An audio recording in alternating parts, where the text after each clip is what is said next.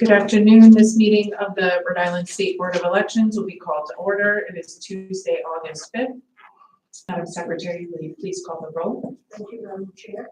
Chairwoman Bjornson. Present. Vice Chairman Peace-Hall. Present. Member Bettencourt. Here. Member Peters. Present. Member Jack Foley. Present. Member Reposa. Present. Member Scholes. Executive Director Miguel Nunez. Present. Legal Counsel Ray Carcio. Present. Thank you, Madam Chair. Thank you, Madam Secretary. The first item on the agenda, the board may discuss and vote to approve the minutes of the meeting of July 8th, 2025.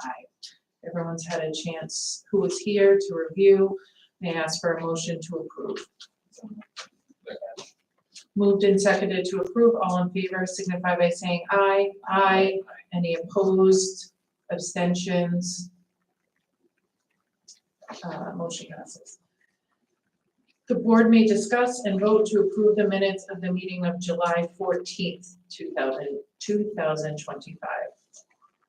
May I have a motion to approve? Oh, wait. No, this is the minutes. Moved and seconded. All in favor signify by saying aye. Aye. Any opposed? And I will abstain as I was not in attendance. And Michael, I will also say nothing. 3 abstentions, 4 ayes. Agenda item number 3. The board may hear and consider any election matter that requires an immediate ruling or determination arising from the special election for Senate District 4, Providence and North Providence, and the special election for Coventry Town Council District 3 and 5 pursuant to Title 17 of the Rhode Island General Laws. Honorable members of the board, I am happy to report that I don't have any issues to report to the board regarding today's special elections that would require an immediate ruling or determination. The polls opened on time at 7 a.m. this morning. We have not replaced any equipment, either express vote or voting machine DS200s, and everything is running smoothly. I will give you a just brief summary of how things are going at the polls in terms of statistics. As of just a few minutes ago, 1,286 of the 1,286 of the 22,196 eligible voters in Senate District 4 have voted for an approximate turnout of just over 5.7%. And 492 of those voters voted during the early voting period, which ended, as you know, at 4 p.m. yesterday. We expect the turnout to probably reach about 10%, 10 to 12% by the end of the night tonight, but that will be lower than probably half of the turnout was in the primary. We have received 339 mail of the 395 mail ballots, which were requested by voters, with 56 mail ballots still outstanding. We are working on the tabulation of the mail ballots this afternoon. Thus far, 3 voters' ballots have been deemed deficient, and the voters have been notified that they have until August 12th to cure that ballot for it to be counted. In Coventry, in the special election for districts 3 and 5, 113 of the 11,139 eligible voters have cast ballots thus far. That's an approximate turnout of between 1 and 2%. 11 voters voted during the early voting period. As you know, both contests are uncontested, with only one declared candidate and obviously the write-in option for voters. So only 11 folks voted during the early voting period, and thus far, none of those 11 voters have had their mail ballots. None of the voters who voted by mail have had their mail ballots deemed deficient. We have received 39 of those 73 mail ballots that were requested by voters. So we have 34 outstanding and no deficient, fortunately.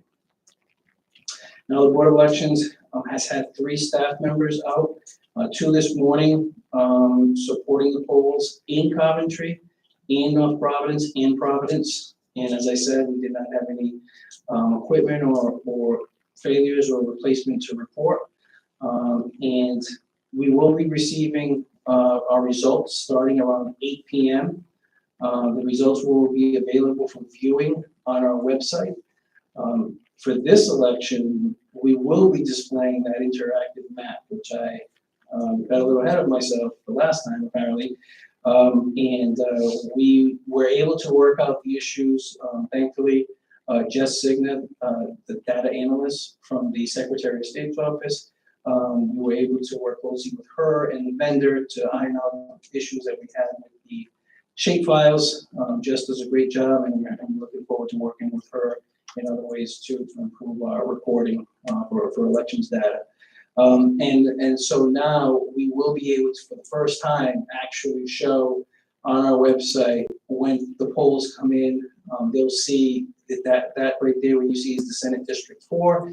I just snapped this screenshot so you can see if I hover over 2412, the Wheeling School, it actually will show you the results right there for that particular precinct. And you can go over each one, even the one in Providence. So it actually shows you the actual map boundaries and what has come in up until that point. So our goal is for election night on an annual statewide election, you'll see this for the entire state. So you'll be able to go anywhere in the state and actually have it populate with as the results come in, go to any part of the state and click on the precinct and see the results right there on the map.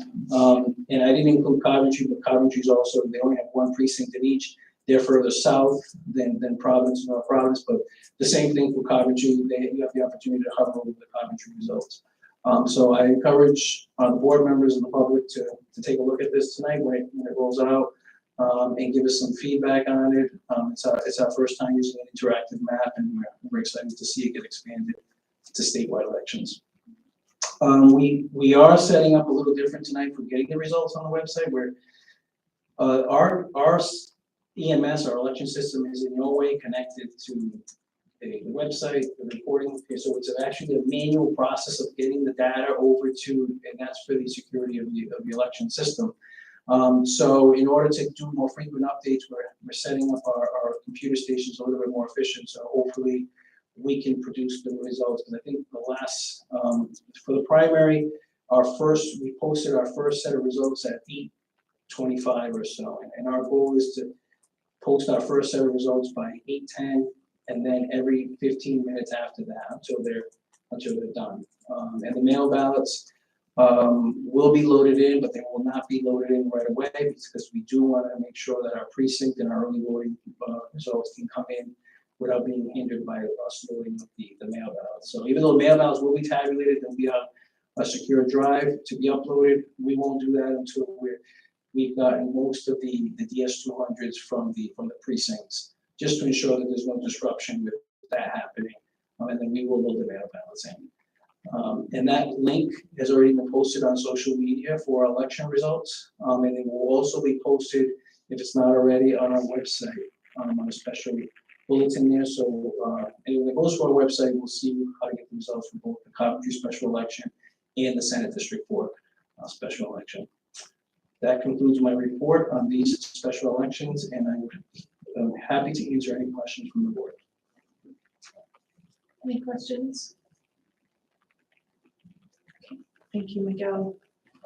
Agenda item number 4, the board will hear a final report from the Legislative Subcommittee of Legislation passed during the 2025 legislation season. So there are a total of 58 election bills that were introduced in 2025, with 21 bills in the Senate and 37 in the House.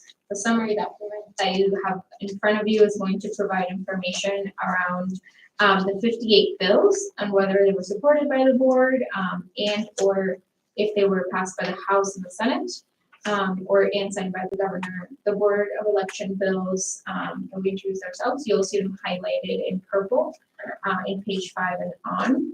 A total of 14 election bills passed the General Assembly, with 7 on the House side and 7 on the Senate side as companion bills. This matches the number of election bills which passed the General Assembly in 2024. and the Board of Elections was supportive of all the bills that were signed into law. So I was going to review the ones that were passed and signed into law, but I'm happy to either answer questions or provide some space for Executive Director to go into any specifics for those that did not pass. Yeah, questions. So the first one was one of our Board of Election bills, is Senate Bill 0815 / House Bill 5311, with the tabulation of mail ballots, and it allows the Board of Elections to begin tabulating mail ballots in local special elections, like we are today, in the same manner as it tabulates mail ballots in statewide elections. This benefits both local board and the Board of Elections, as it makes the tabulation for mail ballots as secure and efficient as they are for statewide elections.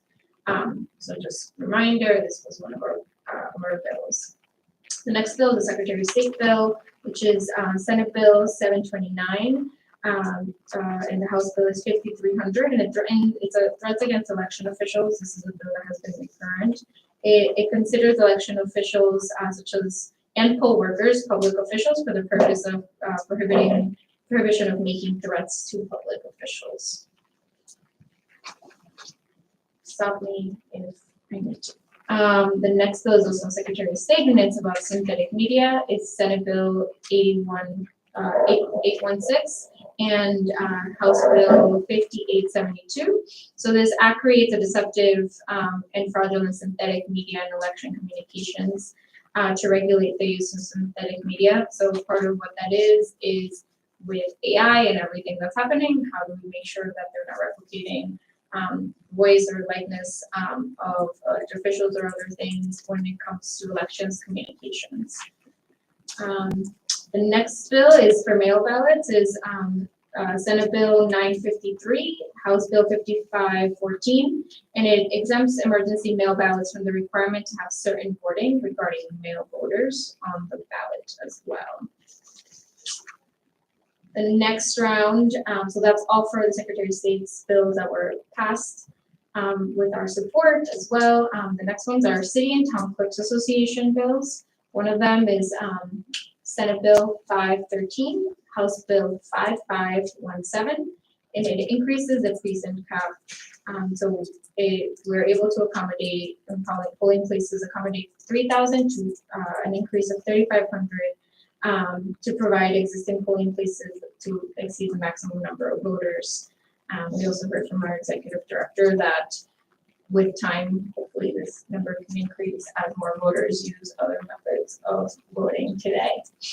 The next one is one I'm very excited about. It's Senate Bill 520, House Bill 5709. It's a permanent mail ballot list. So it modernizes and streamlines the existing process for getting on a permanent mail ballot application list, which hopefully will make voting much more easy.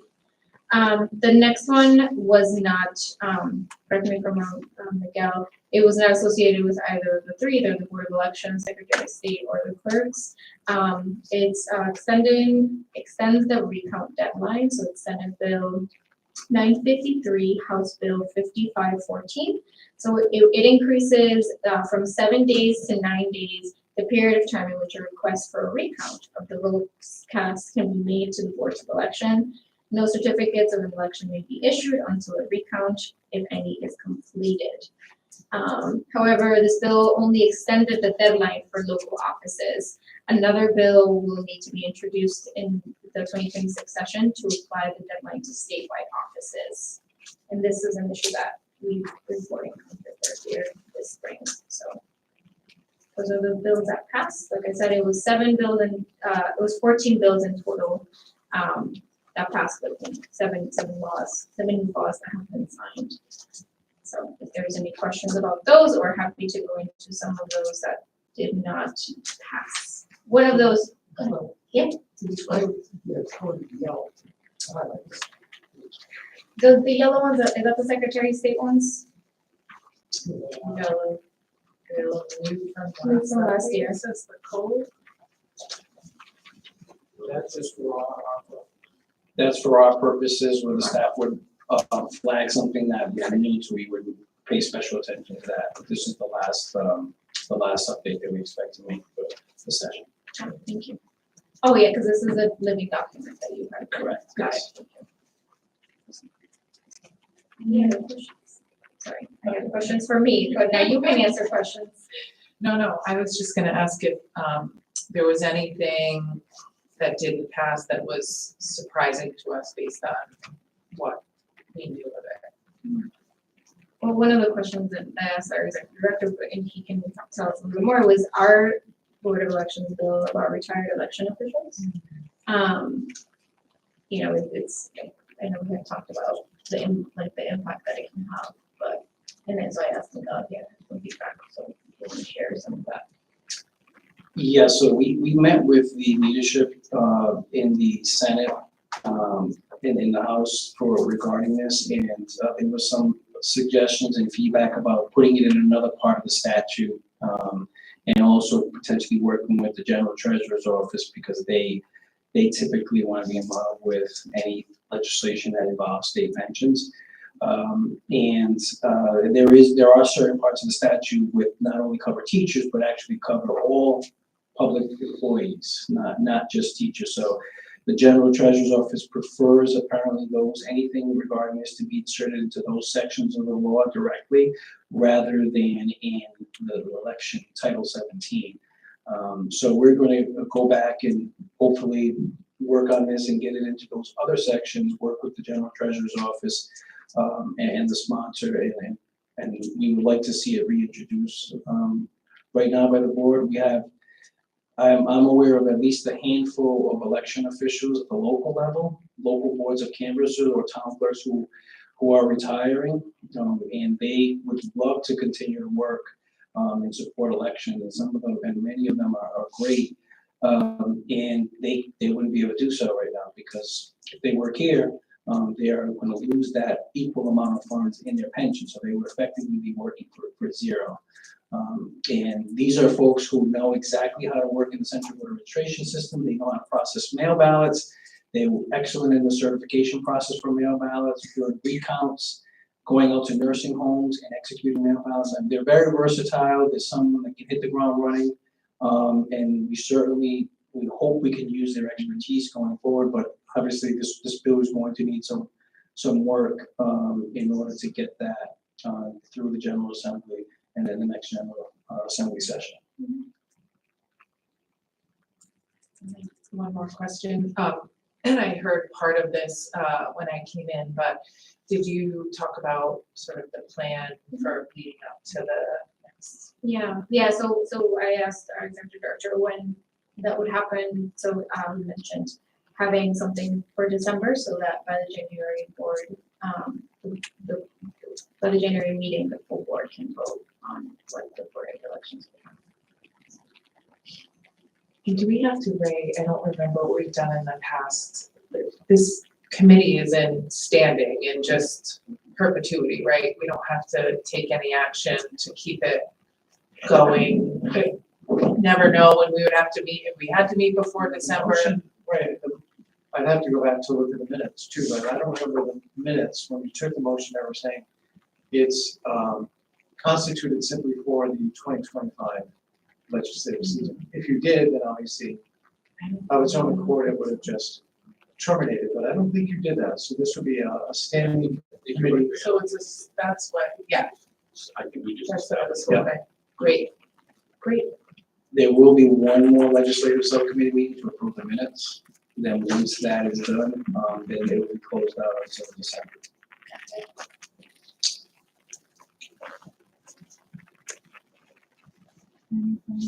That's it. Thank you, ma'am. Hearing that we have no other business, can I ask for a motion to adjourn? Before doing so, I have a question, Madam Chair. Is this Mr. Todd's last meeting? Oh, it is not. Oh, okay.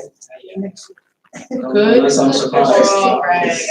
I didn't think it was either, You can tell I need her already. because I know there was gonna be a crossover. Okay, next meeting, Just okay. That's good. which is next week. Thank you for putting that on the record too. So, The 13th, which is Wednesday.